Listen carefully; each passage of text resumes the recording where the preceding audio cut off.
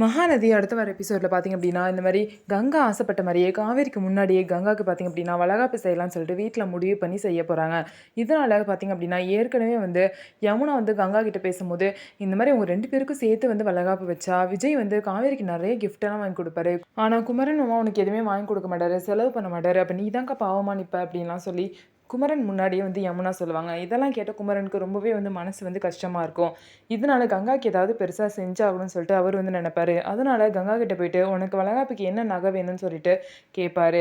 அதுக்கு கங்கா என்ன சொல்லுவாங்க அப்படின்னா, எனக்கு ஒட்டியானம் போட்டுக்கணும் அப்படின்னு சொல்லிட்டு ஆசை. ஆனால் இப்போ தான் நம்மள்ட்ட அவ்வளோ காசு இல்லைல்ல, அதனால நிறைய செலவு வேறு இருக்குது, அதனால பார்த்துக்கலாம், அப்போதைக்கு வேணாம்னு சொல்லிட்டு கங்கா சொல்லுவாங்க. இருந்தாலும் பார்த்தீங்க அப்படின்னா குமரன் கங்கா ஆசைப்பட்டதை எப்படியாவது செய்யணும்னு சொல்லிட்டு பார்த்தீங்கன்னா ஒரு பெரிய ஆர்டர் வருது. அந்த ஆர்டரை தைக்கிறதுக்கே எடுக்கிறாரு. கஷ்டப்பட்டு பார்த்தீங்க அப்படின்னா தைச்சி அதில் வர பணத்தை வச்சு எப்படியாவது கங்கா ஆசைப்பட்ட மாதிரி ஒட்டியானத்தை வாங்கி கொடுக்கணும் அப்படின்னு சொல்லிட்டு குமரன் பார்த்தீங்க அப்படின்னா போராடுறாரு. குமரன் நினச்ச மாதிரியே கங்காவுக்கு ஒட்டியானம் வாங்குவாரா என்ன அப்படின்னு சொல்லிட்டு வெயிட் பண்ணி பார்க்கலாம். நம்ம வீடியோ உங்களுக்கு பிடிச்சிருந்தா நம்ம வீடியோவை லைக் பண்ணிக்கோங்க. மறக்காமல் நம்மளோட சேனலை சப்ஸ்கிரைப் பண்ணிவிட்டு பாருங்கள்.